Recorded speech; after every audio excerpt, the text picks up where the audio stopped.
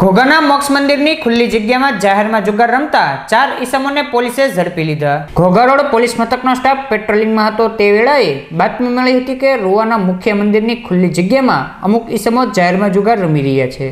જે બાતમીના આધારે પોલીસે રેડ કરી રમેશભાઈ વિઠ્ઠલભાઈ સોલંકી, વિજયભાઈ મથુરભાઈ મકવાણા, હરેશભાઈ દુલાભાઈ બારૈયા અને કલાભાઈ ઘેલાભાઈ ડાભીને ઝડપી લઈ ધોરણસરની કાર્યવાહી હાથ ધરી હતી।